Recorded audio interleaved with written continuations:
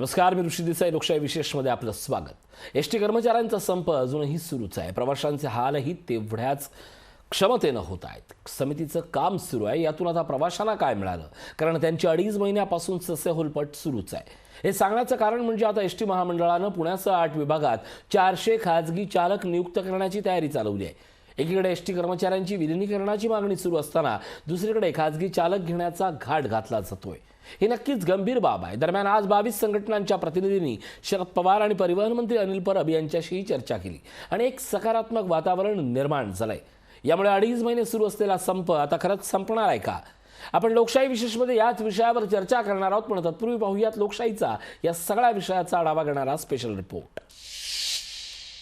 3 वेळा आतापर्यंत एसटी कर्मचाऱ्यांना कामावर परत येण्यासाठी आपण मुदत दिली होती.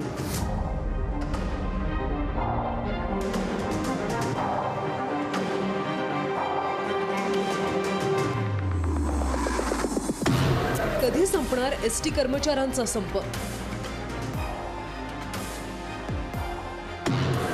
कधी संपणार प्रवाशांचे हाल?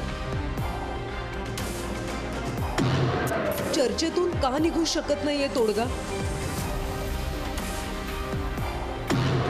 कुणाच्या आडमुठेपणामुळे प्रवासी बेहाल?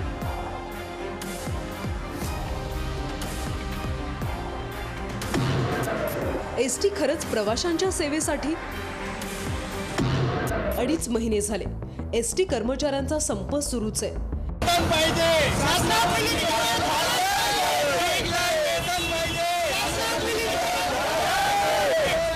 एसटी महामंडळाचं राज्य सरकारमध्ये विलीनीकरण करावं या मागणीसाठी राज्यातील 63,000हून अधिक कर्मचारी संपावर आहेत.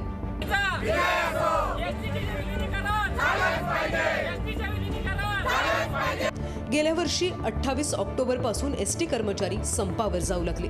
त्यानंतर 8 नोव्हेंबर रोजी मुंबई उच्च न्यायालयानं त्रिसदस्यीय समितीची नियुक्ती करून 12 आठवड्यात याबाबतचा अहवाल देण्यास सांगितलं.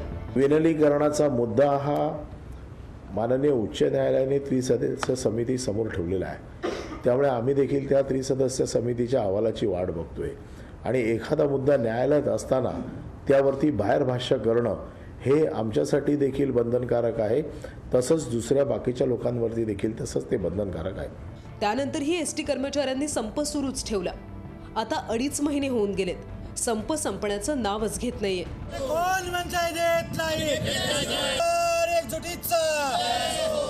या 2.5 महिन्यात एसटी महामंडळाचं 600 कोटींचं नुकसान झाल्याचा दावा केला जातोय. एसटी संपाची खरी झळ बसती ती ग्रामीण महाराष्ट्राला. खासगी वाहनातून प्रवासासाठी दाम दुप्पट मोजावे लागतात. शिवाय गाडी वेळेवर येईल याची खात्री नाही. म्हणजे जास्त पैसे खर्च करूनही प्रवाशांचे हाल होत आहेत. या सगळ्यावर उपाय म्हणून महामंडळानं पुण्यासह 8 विभागात एजन्सीमार्फत 400 खासगी चालक भरती करण्याचा निर्णय घेतलाय. म्हणजेच पुणे, सोलापूर, नाशिक, औरंगाबाद, धुळे, जळगाव, अहमदनगर आणि भंडारा या 8 विभागात प्रत्येकी 50 चालक असतील. त्यामुळे आणखी एसटी बस रस्त्यावर येतील असं महामंडळाला वाटतं. मी कामगारांना आव्हान करतो की पोटाला जात धर्म काही नसतो. आज 7 तारखेला 10 तारखेला पगार घेणारा एसटी कामगार आज 2 महिने लढतोय. याच्या मागे जे षडयंत्र आहे, कोण त्याच्या मागे राजकारण करतोय, कोण कामगारांना बुमरांग करतोय, कामगारांनी आता शहाणं व्हायला पाहिजे. कारण आज ग्रामीण भागामध्ये जाणाऱ्या प्रवाशांची अत्यंत हाल खराब झालेली आहे.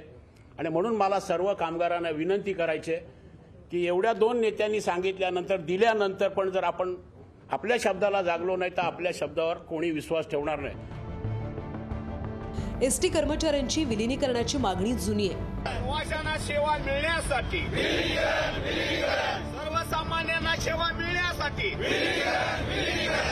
देवेंद्र फडणवीस मुख्यमंत्री असताना त्यांचा प्रश्न सुटला नाही. त्यावेळी नियुक्त समितीचा अहवाल अजूनही आला नाही. त्यामुळे कदाचित त्यांचा सरकारवर विश्वास नसावा.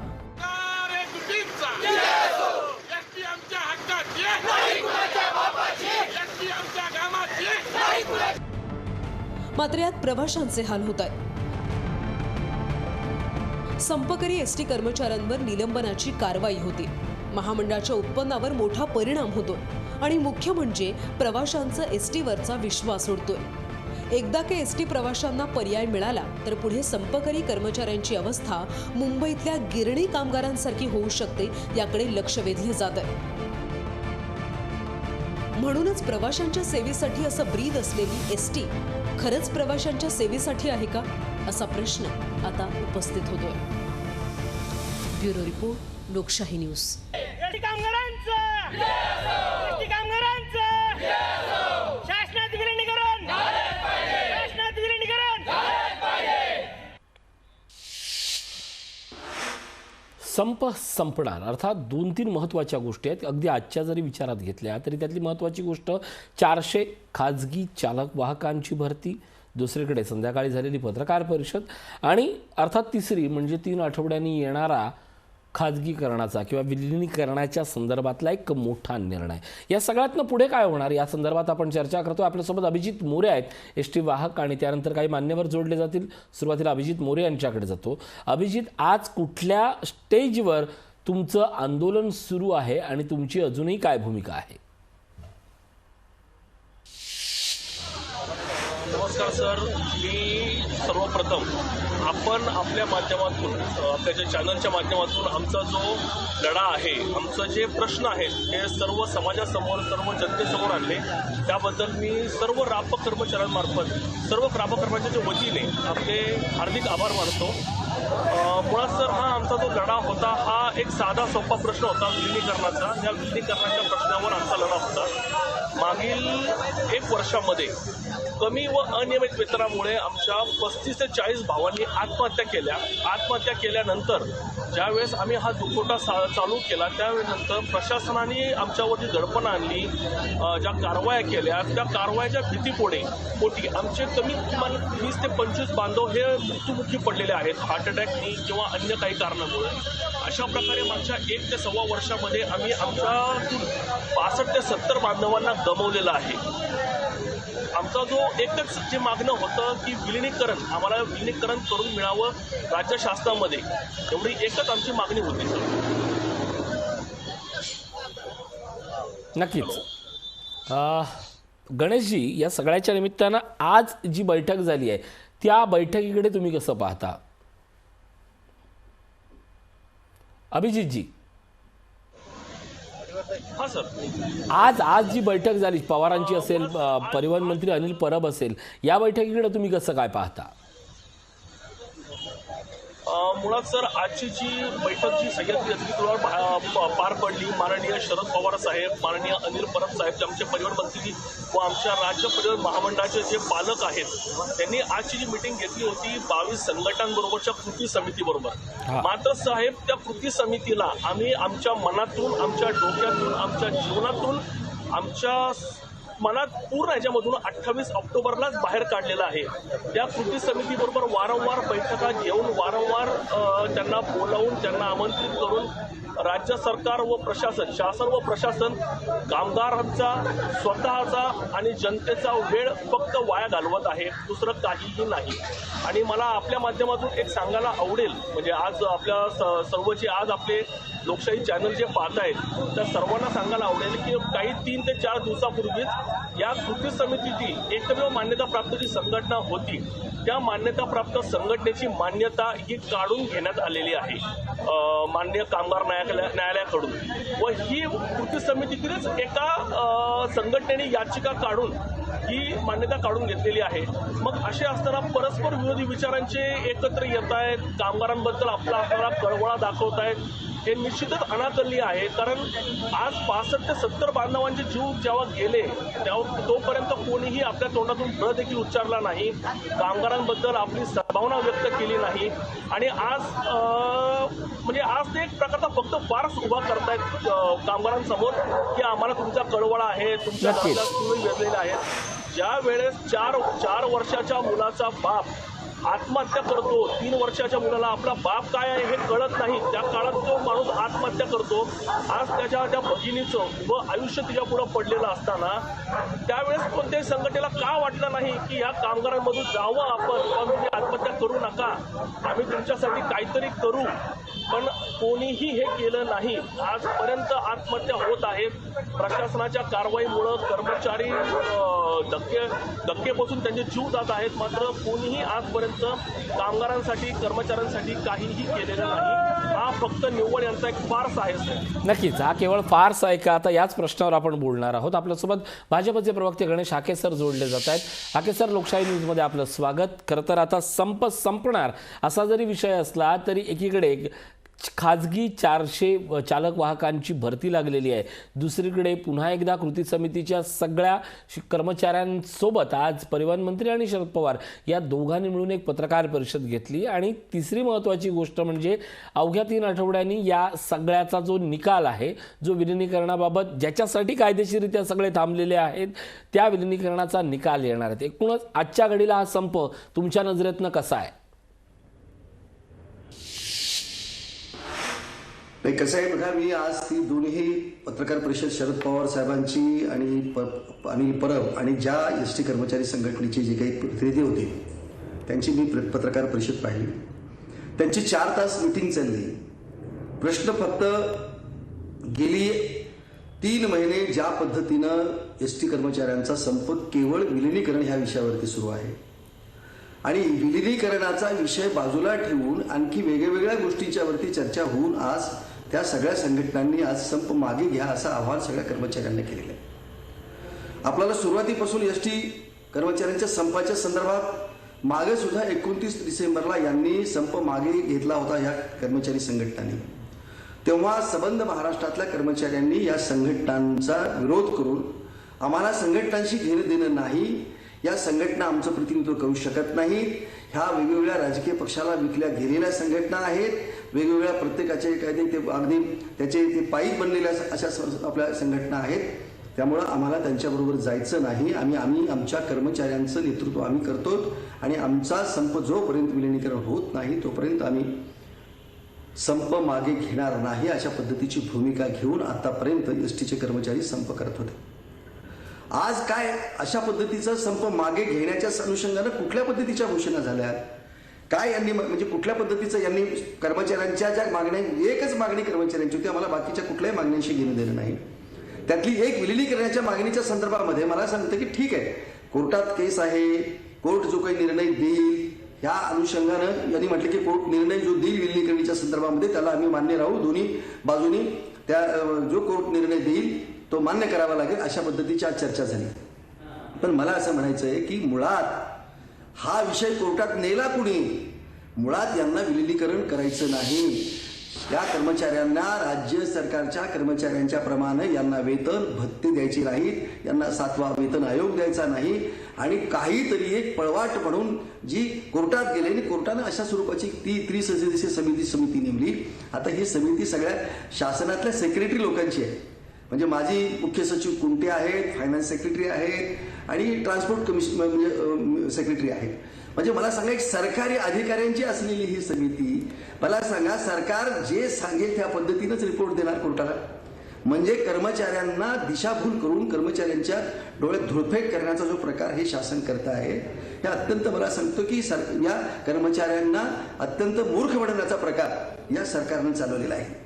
आतापर्यंत म्हणजे महाराष्ट्राचे मुख्यमंत्री एकदाही या एस टी कर्मचाऱ्यांच्या संपाच्या अनुषंगाने पुढे आले नाही, कधी कुठल्या पद्धतीचं वक्तव्य केलेलं नाही. अनिल परब येतात, अनिल परबांनी आता धमकी दिली की आता तर मी या सगळ्या कर्मचाऱ्यांचे सगळे जे काही झालेल्या केसेस परत घेऊ, त्यांनी जॉईन व्हायला पाहिजे होते, आता ते जॉईन झाले नाही, तेव्हा त्यांच्या केसेस परत घेण्याचा प्रश्न नाही असं परवाच विधान केलं होतं. म्हणजे यांच्याबद्दल आज एक बोलतात, उद्या एक बोलतात. आता सुद्धा जे बोललेले आहेत, माझी या सगळ्या जे कर्मचारी संघटनांचे जे नेते होते, प्रतिनिधी होते, त्यांना माझी विनंती आहे की यांच्याकडून कुठल्याही गोष्टी अशा ओरल अशा स्वरूपाची आश्वासने घेऊ नका. जे हे सांगतायत त्यांच्याकडनं लेखी स्वरूपामध्ये आश्वासनं घ्या आणि त्याचप्रमाणे हे कधीतरी करू, आम्ही केलं जाईल, विचार केला जाईल, त्याच्याबद्दल आपण चर्चा करू, त्याच्यानंतर चर्चा करू, अशा पद्धतीची विधानं करून हा संप, मला सांगतो की या संप मिटवण्याचा म्हणण्यापेक्षा याला संप चिरडून टाकण्याचा हा प्रकार या शासनाकडून सुरू आहे आणि त्याच्यामध्ये आता माननीय शरद पवार सामील झालेले आहेत. शरद पवारांनी मागे एकदा म्हटलेलं होतं की एसटीच्या कर्मचाऱ्यांना राज्य शासनामध्ये विलीन करायला पाहिजे असं ते म्हटले होते. मग ते त्यांनी दिलेले शब्द कुठे गेले? आता अशा स्वरूपाचा संप मिटवण्याची वेळ त्यांच्यावर का आली? अशा पद्धतीचा गेली अनेक दिवस चाललेला या गरीब अशा एसटी कर्मचाऱ्यांचा संप या चिरडून टाकण्याचे काम या आजच्या बैठकीने केलेलं आहे. याच्यातून आम्हाला कुठल्याही पद्धतीचं एसटीच्या कर्मचाऱ्यांचं भलं होईल असं आम्हाला वाटत नाही आणि म्हणून या एसटीच्या कर्मचाऱ्यांना आमची विनंती आहे, या संघटनेच्या पदाधिकाऱ्यांना विनंती आहे, अरे बोलून तुम्ही बाई कोणीतरी कर्मचारी म्हणणार की काय भुलला अशी वरली या रंगा, तर यांच्या वरल्या रंगाला भुलू नका. यांच्याकडून जे हे बोलतात ते लेखी स्वरूपामध्ये यांच्याकडून घ्या आणि यांच्याकडून जोपर्यंत हे लेखी तुम्हाला देणार नाही, 7वा वेतन आयोग लागू केला पाहिजे त्यांनी. राज्य कर्मचाऱ्यांच्या प्रमाणात संपूर्णपणे वेळोवेळी वाढणारे डीए असतील, घरभाडे भत्ता असतील, ह्या सगळ्या गोष्टी यांना दिल्या पाहिजेत. राज्य कर्मचारी म्हणजे कर्मचाऱ्यांच्या सगळ्या सोयी सवलती यांना मिळाल्या पाहिजेत. तरच मला सांगतो की ज्या या या या संपाचं खरं म्हणजे फलित यांना इतकी दिवस जे बिचारे उपाशी पोटी भेटले, चटणी भाकरी खाऊन बसले, कधी कधी उपाशी पोटी भेटले, या कर्मचाऱ्यांनी दिवाळीसारखी दिवाळी सुद्धा साजरी केली नाही. मला सांगा की आपले म्हणजे उपाशी पोटे त्या पेंडॉलमध्ये बसून म्हणजे त्यांच्या अनेक लोकांच्या किडनॅप गेल्या, काही लोक आत्महत्या केल्या, काही लोक मेले. ह्या सगळ्याचं जर फलित जर नुसतं यांची बोलाचीच कणी आणि बोलाचा जर भात असेल तर मला असं वाटतं की यातून काही फार मोठं साध्य होत नाही आणि साध्य झालेलं नाही.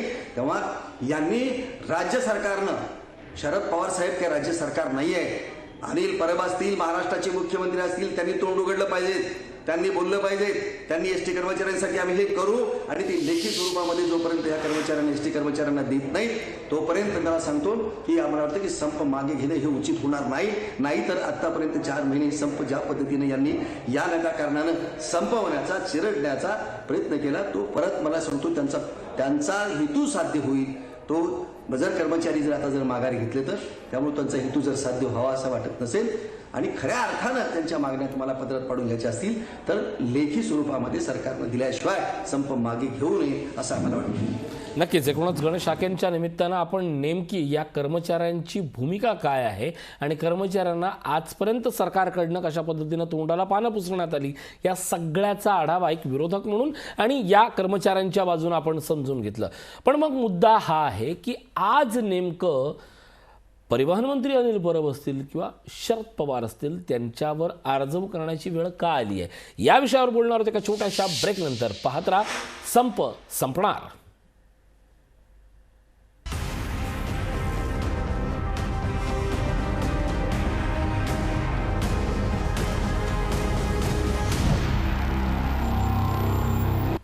एकूणच आज ज्या पद्धतीनं सरकारची भूमिका समोर आली, ज्या पद्धतीनं नेमकं काय सुरू आहे तो विषय समोर आला, मग आता प्रश्न निर्माण हा होतो की महाराष्ट्रातल्या प्रवाशांच्या प्रश्नाची उत्तरं द्यायची कोणी आणि त्यावर वाच्यता करायची कोणी, याच विषयावर आपण बोलतोय. आपण या सगळ्यातनं समजून घेतल्यानंतर आपल्यासोबत आता इंटॅक्सचे प्रतिनिधी तिगोटे जोडले जात आहेत.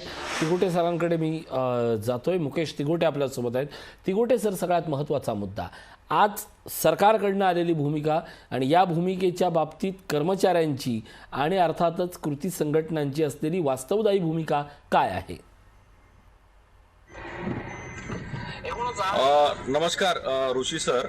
तर यामध्ये प्रमुख बाब अशी आहे की मुळातच हा जो संप सुरू झालेला आहे तो योग्य पद्धतीनं न सुरू झाल्याने त्यांचे परिणाम आज कामगारांना आणि राज्यातल्या ज्या एसटी महामंडळामध्ये 22-23 सगळ्या संघटना आहेत या सगळ्या संघटनांना भोगावे लागत आहेत.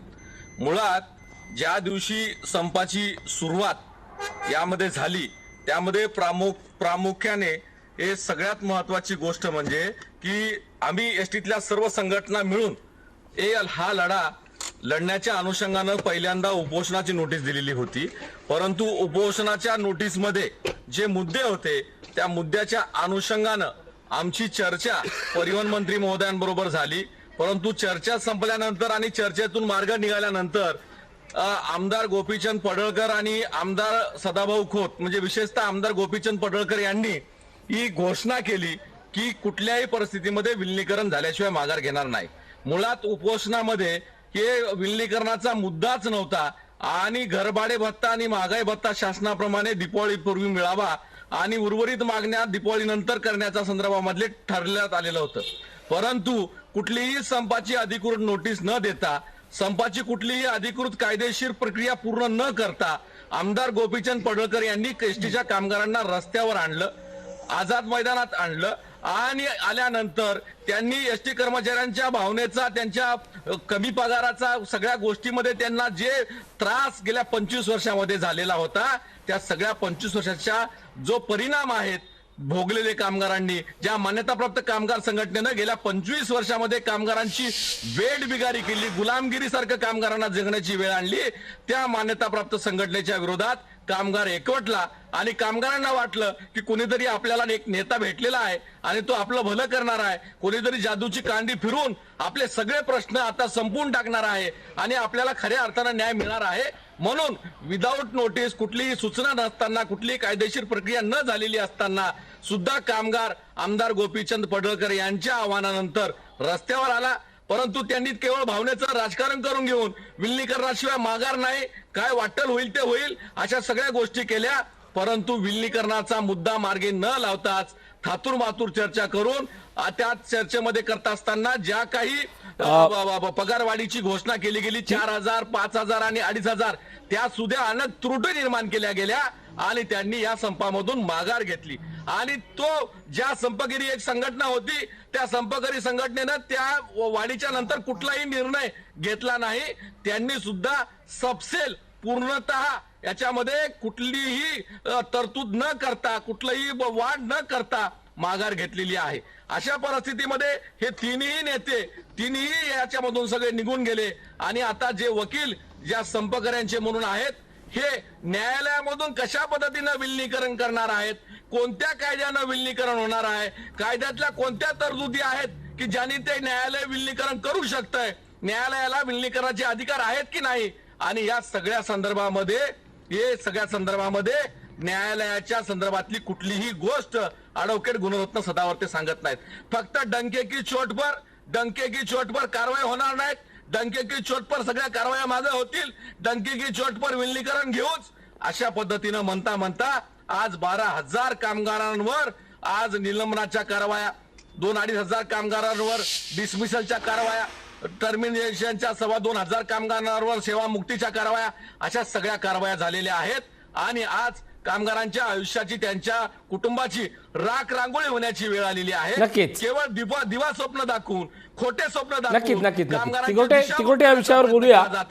नक्कीच तिकोटे या विषयावर मी येतो तुमच्याकडे. मी गणेश हाके यांच्याकडे जातो. गणेश हाके, जोपर्यंत या सगळ्या लढ्यामध्ये स्वतः पडळकर असतील, स्वतः सदाभाऊ खोत असतील, तोपर्यंत भाजपची अधिकृतरित्या असणारी भूमिका ही स्पष्ट होती, थेट होती. मात्र ज्या क्षणाला पडळकर आणि खोत हे पत्रकार परिषद घेऊन बाहेर पडले त्यानंतरच्या भूमिकेबद्दल काहीही बोललं जात नव्हतं. अर्थात भाजप अधिकृतरित्या या संपात होतं की नव्हतं हा भाग जाहीर कुठंच झालेला नसला तरी भाजपनं कर्मचाऱ्यांसोबत असल्याची भूमिका जाहीर केलेली आहे.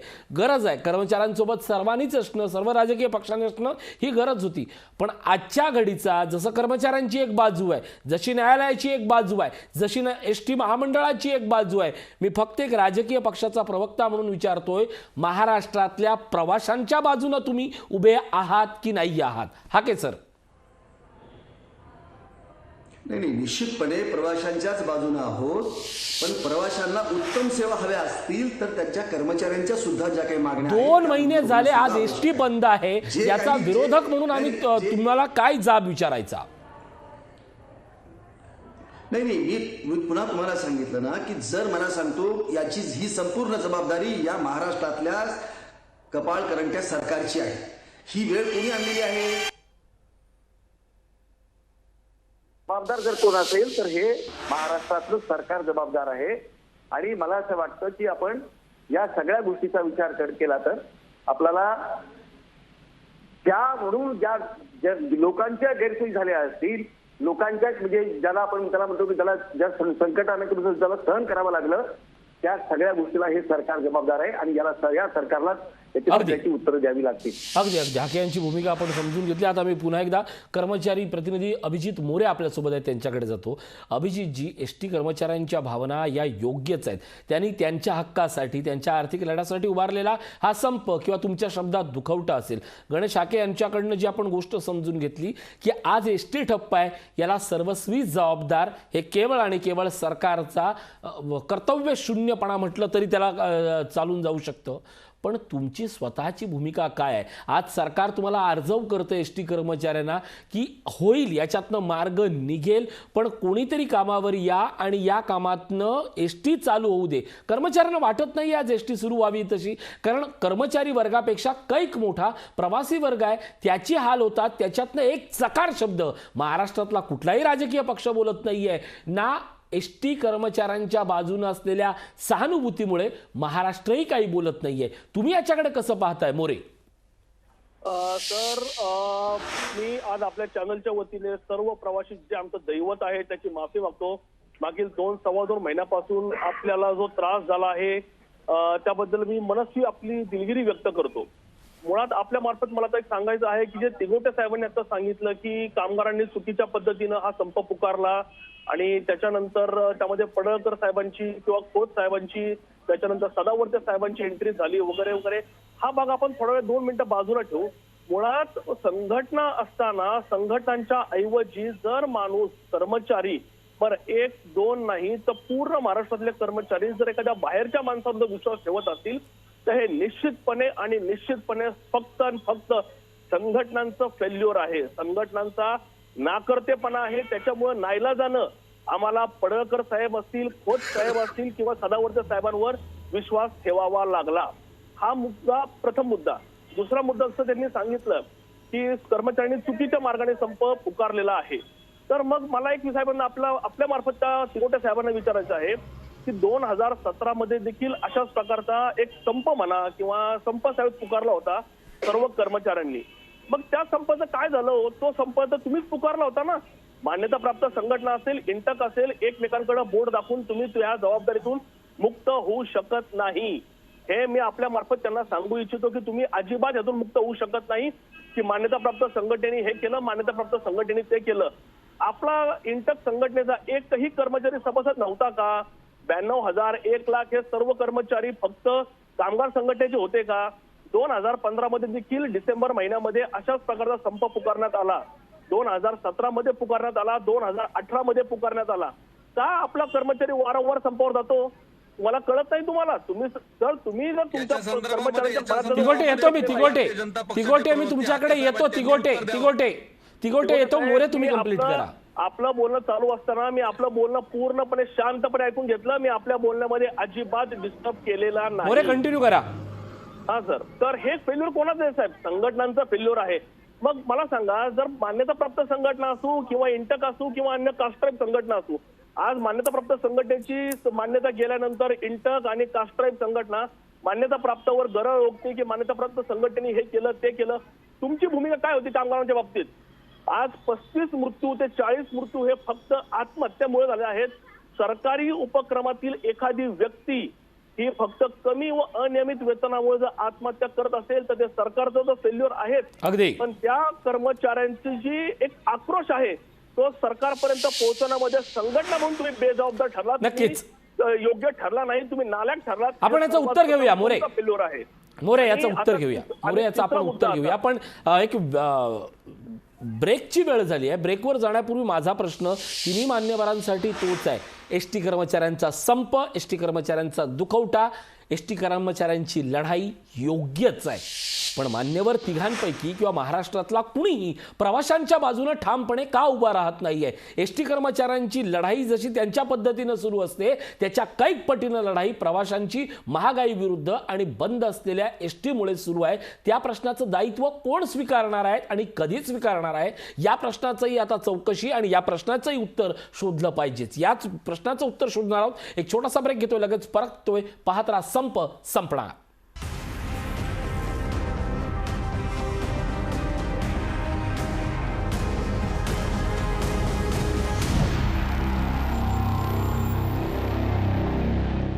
ब्रेकनंतर स्वागत. आपण थेट जाऊया मुकेश तिगोटे यांच्याकडे. तिगोटे सर, खूप सारे प्रश्न उपस्थित केले झाले.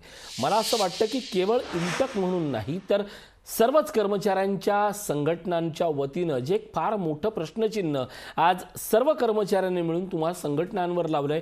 मुळात या अगोदरही झालेल्या लोकशाही विशेष कार्यक्रमात आपण त्याचं उत्तर दिलंय, पण आज पुन्हा एकदा नव्यानं ते प्रश्नचिन्ह तुम्हाला भूतकाळ म्हणून त्रासदायक ठरतंय का? आणि आजची स्थिती पाहता या पुढच्या काळात आता कर्मचारी संघटनांनी देखील अंतर्मुख होण्याची गरज येऊन थांबली आहे का किंवा निर्माण झाली आहे का? तिगोटे सर.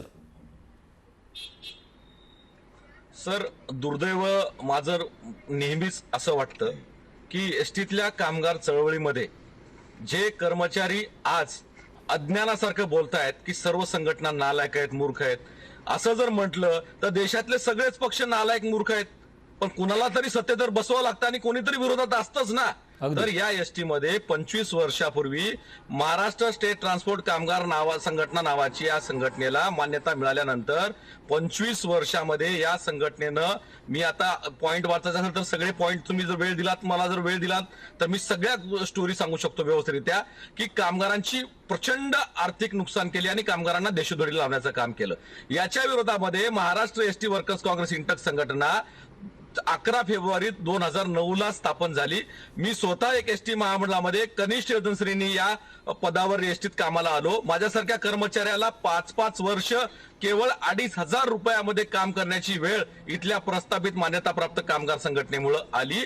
आणि म्हणून या संघटनेच्या विरोधामध्ये आल्यानंतर या सत्ताधारी म्हणून ही मान्यताप्राप्त संघटनेची युनियन होती आणि या मान्यताप्राप्त संघटनेच्या विरोधामध्ये जे विरोधी पक्षाची भूमिका असते, जे आज विरोधी पक्ष म्हणून भारतीय जनता पार्टी बोलतात की सरकारने असं केलं, सरकारने ते केलं, कारण त्यांच्या हातात काहीच नाही आज काही करू शकत नाहीत. जसं सरकारमध्ये ते जेव्हा होते ते काही केले नाहीत, पण आज काही करू शकत नाही. तसं आमच्यावर काहीच कायद्याने अधिकार नव्हते. आम्हाला आमचं म्हणणं मांडण्याचा सुद्धा कायद्यानं पॉलिसी मेकिंग डिसिजन मध्ये अधिकार नव्हता आणि म्हणून दुर्दैवानं आमच्या म्हणण्याकडे दुर्लक्ष केलं. आणि म्हणून या सगळ्या पार्श्वभूमीवर गेल्या 25 वर्षामध्ये केलेल्या मान्यताप्राप्त संघटनेच्या पापाची फळं आज एसटी कामगारांना खऱ्या अर्थानं 65 दिवसापासून आझाद मैदानासह राज्यभरातल्या वेगवेगळ्या आगाराबाहेर भोगावी लागतायत. परंतु याच्या विरोधामध्ये एकमेव इंटक संघटना जी आहे ते प्रामाणिकपणे विरोधी पक्ष, विरोधी संघटना म्हणून मान्यताप्राप्त संघटनेच्या विरोधामध्ये किमान वेतन असेल, कनिष्ठ वेतन श्रेणी असेल, करारामधले झालेल्या भत्त्यातल्या कपाती असतील, वेतनामध्ये योग्य पद्धतीनं वेतनवाढ झालेली नसेल आणि त्याचबरोबर शासकीय कर्मचाऱ्यांचं वेतन नुकसान झालेलं असेल, कमी वेतन मिळालेलं असेल, या सगळ्या विषयावर यांनी कामगारांच्या हिताची भूमिका न घेता मालकाची म्हणजे महामंडळाची आणि सरकारची भूमिका या मान्यताप्राप्त कामगार संघटनेनं घेतली.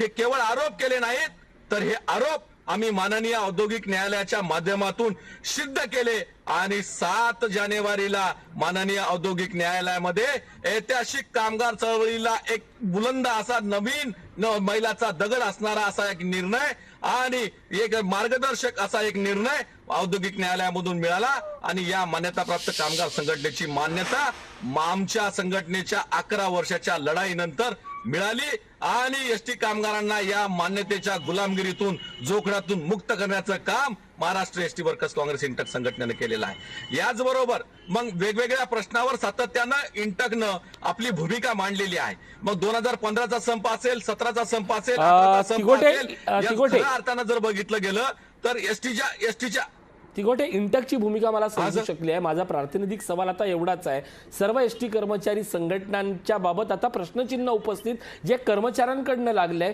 ते मळब आता या पुढच्या काळात तुम्ही कसं हटवणार आहात? असा प्रश्न होत.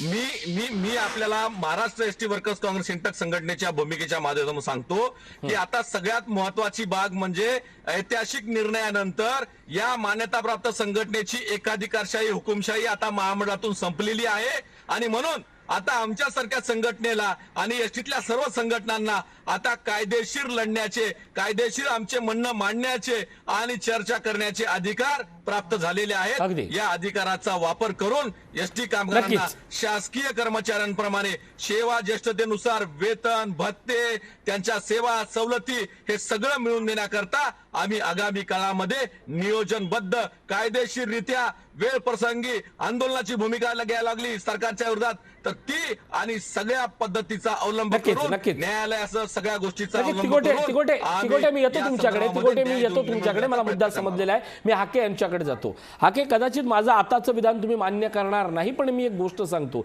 जर फडणवीसांचं आज सरकार असतं तर फडणवीसांनी कदाचित या संपाचं उत्तर काढलं असतं की नाही माहित नाही, पण फडणवीसांनी हा संप मात्र मिटवला असता. तुम्ही याला कदाचित मान्यही करणार नाही किंवा स्वीकारणार पण नाहीये.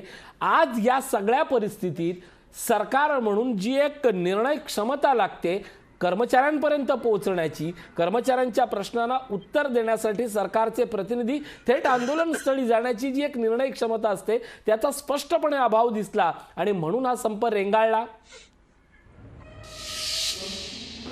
निश्चितपणे तुम्ही पाहता की महाराष्ट्रामध्ये गेल्या म्हणजे जेव्हापासून हे महाराष्ट्रात विकास आघाडीचं सरकार आलेलं आहे इतका मोठा ऐतिहासिक अशा स्वरूपाचा एसटी कर्मचाऱ्यांचा संप कधीच झाला नव्हता. आणि जी हेळसांड या सरकारनं या एसटी कर्मचाऱ्यांची केली याच्यापूर्वी कधीही कुठल्याही सरकारने केलेली नव्हती. इतक्या बेजबाबदारपणे, इतक्या असंवेदनशीलपणे हे सरकार वागलं. तुम्हाला सांगतो की लोकांचे म्हणजे उपासमार होत असताना त्यांच्यावरती कार्यवाही केली, बडतर्फ केलं, त्यांना नोटिसा बजावल्या. म्हणजे त्यांच्याबद्दलची सहानुभूती त्यांना दाखवण्याच्याऐवजी त्यांच्यावरती अशा स्वरूपाच्या अन्याय करण्याचं काम या सरकारनं केलं. हे आता जे काही संघटनेचे पदाधिकारी तिगोटे वगैरे बोलतात ना, हे सगळे बटीक आहेत. हे इंटक काँग्रेस वगैरेच्या ह्या सगळ्यांना त्यांना ना मी सांगितलं या संघटना होत्या ना, या लोकांनी या सगळ्या कर्मचाऱ्यांनी यांना धुतकारलं, यांना हकारलं, यांचं म्हणणं काय ऐकलं नाही. तर ह्या कुठल्या ना कुठल्या तरी पक्षाशी बांधील आहेत या सगळ्या, त्यांच्या बटीक आहेत या पक्षाच्या. आणि आज मला सांगा पवार म्हणजे या देशाचं दुर्दैव आहे, महाराष्ट्राचं दुर्दैव आहे की महाराष्ट्राचा मुख्यमंत्री हा संप मिटवत नाही तर एक राजकीय पुढारी येऊन हा संप मिटवतो आणि त्याच्यामध्ये या सगळ्या संघटना सहभागी होऊन या सगळ्या संघटना त्याचं समर्थन करतात. हे अत्यंत दुर्दैवी आहे. तुम्हाला सांगतो सरकार कुठे आहे, शासन कुठे आहे, इथं मुख्यमंत्री कुठे आहे, हे कोण निर्णय घेत आहे मला सांगा.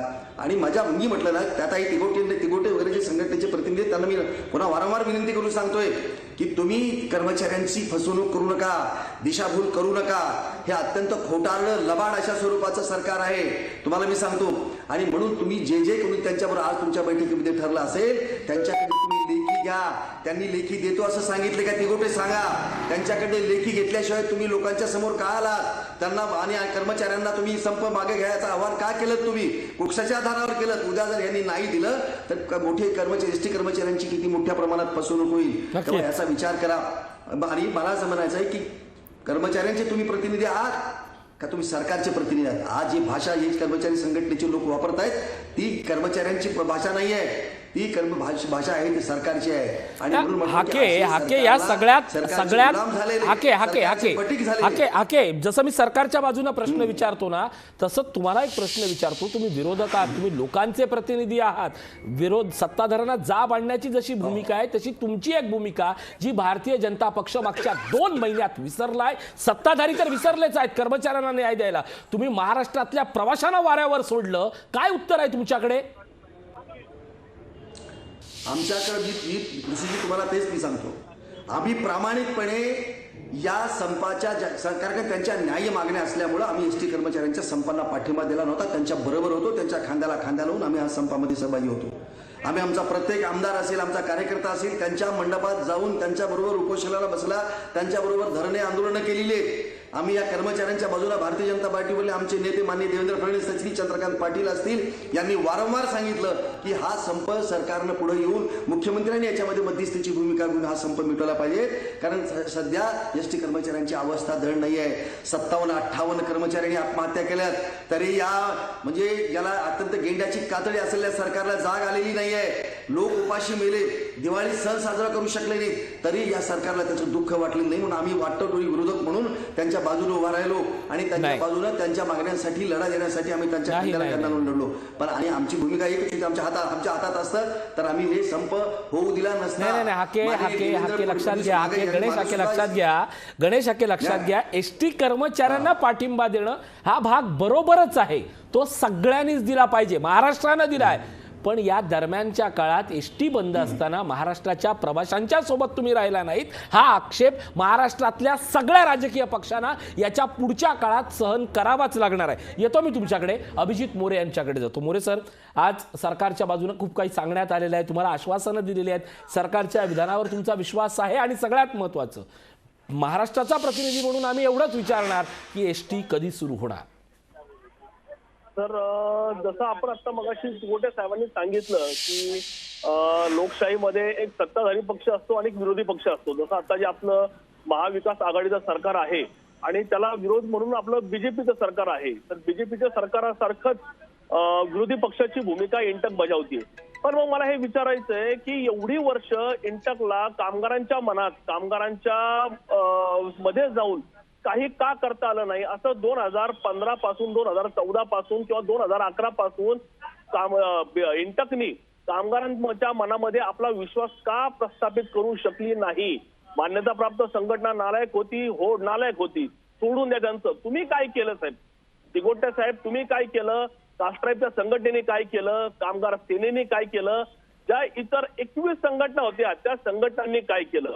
आता राहिला मुद्दा, जसं तो आपण मला विचारलं की सरकारचं धोरणावर विश्वास आहे की नाही, मला साहेब हे सांगताना अत्यंत दुःख होईल की 2017च्या दिवाळीमध्ये देखील अशाच प्रकारचा एक 4 दिवसाचा ऐन दिवाळीमध्ये संप हा एसटी कर्मचाऱ्यांकडून झाला होता. आज 2021 ची दिवाळी आपण ओलांडली आहे. 4 वर्षामध्ये मागच्या 2017च्या संपाच्या काळामध्ये असं सरकारने जाहीर केलं होतं. मनोज सौनिक साहेब जे एक मोठे प्रशासकीय भारतीय प्रशासन सेवेचे अधिकारी आहेत, त्यांची एक कमिटी नेमली होती. त्या कमिटीचं काय झालं आजपर्यंत कोणालाही काहीही कळलं नाही. त्या कमिटीचा अहवाल जर सरकार 4 वर्षात जर कर्मचाऱ्यांसमोर पुढे आणू शकलं नाही, कर्मचाऱ्यांच्या मागण्या त्यांना समजू शकल्या नाही, त्या मागण्या पूर्ण करण्याबाबत, वेतनवाढीबाबत सरकार किंवा प्रशासन काही करू शकलं नाही, त्याच्या फलनिष्पत्तीमध्ये आज 40 ते 45 50 आत्महत्या झाल्या. त्याच्यानंतर हा दुखवटा जाहीर झाला. त्याच्यानंतर 20 कर्मचारी आमचे हार्ट अटॅकनी किंवा अन्य काही कारणामुळे मयत झाले. तर मग सरकारवर विश्वास कसा ठेवायचा? राहिला तिसरा प्रश्न जो आपण सांगितला आहे, की प्रवाशांना होणाऱ्या हालाचा, मी त्याबद्दल मला अत्यंत दुःख आहे. मी आज 21 वर्ष महामंडळामध्ये सेवा बजावली. मी आज महामंडळामध्ये मागच्या 21 वर्षापासून वाहकाची सेवा बजावतो आहे आणि या सेवा देताना प्रवाशांची आमच्याबद्दल असणारी बांधिलकी किंवा कर्मचारी एक एसटी महामंडळाचा प्रतिनिधी म्हणून प्रवाशांबद्दल असणारी आमची बांधिलकी हे एक दृढ नातं आहे. कोणीही काही सांगितलं तरी त्या नात्यात फरक पडणार नाही. पण कर्मचाऱ्यांच्या प्रवाशांच्या बाबतीत किंवा जनतेच्या बाबतीत एक दुर्दैवानं एक अशा प्रकारचा गैरसमज निर्माण झाला आहे की हा जो दुखवटा किंवा ज्याला काही आमचे विरोधक किंवा काही लोक त्याला संप म्हणतायत, हा जो संप आहे हा फक्त वेतनवाढीसाठी केला गेलेला आहे. हॅलो, हा बोलत चला. हा जो संप आहे हा वेतनवाढीसाठी केलेला आहे. तर मी आपल्या मार्फत सर्व महाराष्ट्रातील तमाम जनतेला हे सांगू इच्छितो की हा संप, हा दुखवटा हा फक्त वेतनवाढीसाठी नाही, तर मागच्या पावलांनी जे खासगीकरणाचा डाव आणला जात आहे एसटी महामंडळात त्याच्या विरोधात आहे. अगदी ठीक आहे. आपण ही भूमिका समजून घेतली. आपण तिगोटे यांच्याकडे जातो. तिगोटे, शेवटच्या टप्प्यावर जाताना महत्त्वाचा मुद्दा हा आहे की जसं सगळ्याच कर्मचाऱ्यांना आता दोषी किंवा सगळ्याच एसटी कर्मचारी संघटनांना खलनायक म्हणून ठरवलं जात असताना आणखीन काही गोष्टी महत्त्वाच्या आहेत. त्या गोष्टी अर्थात त्याच्याबद्दल कोण कधी चर्चाही करत नाही किंवा करूही नाही कदाचित, कारण ज्यांना कामावर परतायचं आहे त्यांना कामावर येण्यापासून मज्जाव करणारे चेहरे कोण आहेत हे देखील सगळ्या महाराष्ट्राला माहिती माहिती आहेत. कुटुंब मागच्या 2 महिन्यापासून बंद आहेत.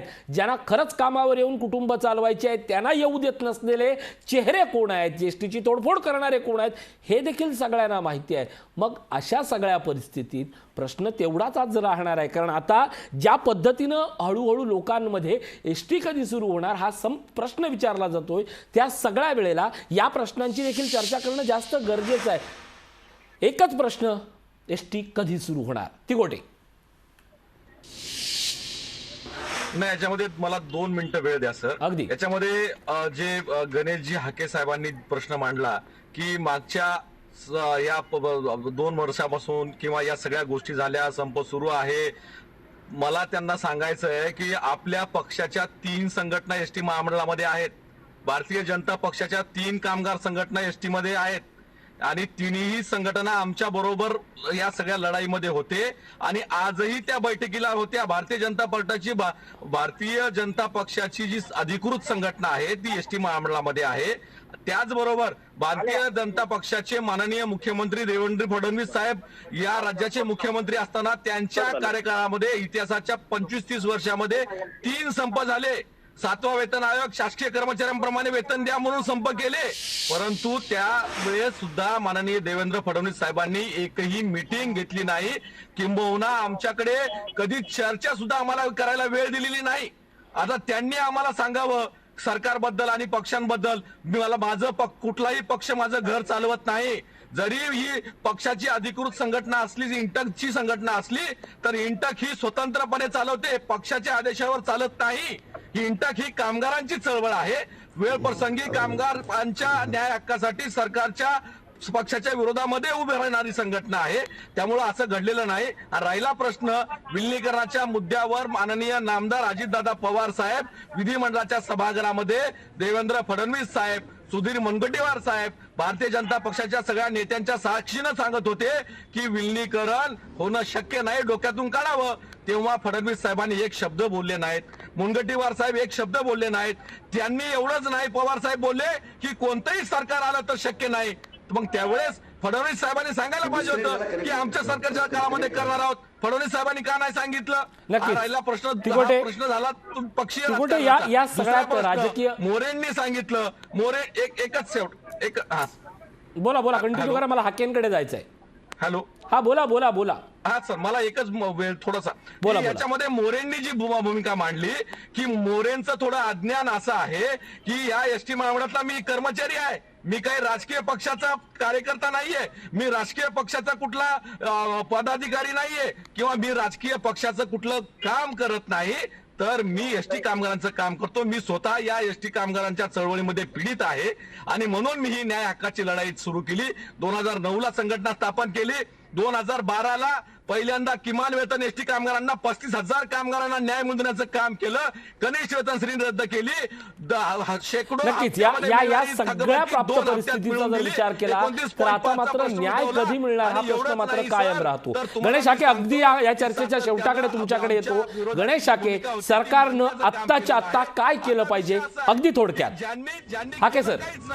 आत्ताच्या आत्ता नाही, सरकारने आत्ताच्या आत्ता त्यांना ज्या पद्धतीनं सरकारी कर्मचाऱ्यांना जी वेतन श्रेणी आहे ती वेतन श्रेणी दिली पाहिजे. 7व्या वेतन आयोगाप्रमाणे वेतन श्रेणी दिली पाहिजे. त्यांना वेळोवेळी त्यांना असं लेखी दिलं पाहिजे की तुम्हाला वेळोवेळी होणारे दैनिक भत्त्या असतील, एचआरए असतील, या सगळ्या सरकारी कर्मचाऱ्यांच्या प्रमाणे देण्यात येतील याचं लेखी दिले पाहिजे. ओरली त्यांना तोंडी कुठल्याही प्रकारचं आश्वासन नको आहे, तरच कर्मचाऱ्यांनी, मला असं वाटतं की या गोष्टीचा नक्कीच सरकारनं आश्वासन देताना आता केवळ कुठल्याही प्रकारचा घड्याळी किंवा कागदी घोड्यांचा वापर न करता थेट आणि स्पष्टपणे पारदर्शकतापणा राबवली पाहिजे. एसटी कर्मचारी ज्या मुद्द्यासाठी भांडतोय त्या मुद्द्यासाठी त्याला त्याचे न्याय हक्क दिले पाहिजेत. ते देत नसतील तर त्याच्या कायद्याच्या मर्यादा या एसटी कर्मचाऱ्यांना सरकार म्हणून मंत्रालयात न बसता त्याच्या आंदोलनस्थळी जाऊन समजावल्या पाहिजे. त्या सरकार म्हणून कर्तव्य आहेत आणि त्याच वेळी अर्थातच महाराष्ट्र म्हणून या तिन्ही घटकांकडनं एवढीच प्रार्थना आहे, एसटी लवकर सुरू करा. अच्छा, या लोकशाही विशेष या कार्यक्रमात इथंच थांबतो. या कार्यक्रमात एसटी वाहक अभिजित मोरे, भाजपचे प्रवक्ते गणेश हाके, इंटकच्या वतीनं मुकेश तिगोटे सहभागी झाले होते. या सगळ्या मान्यवरांचं मनपूर्वक आभार. ताज्या बातम्यांसाठी पाहत राहा लोकशाही न्यूज.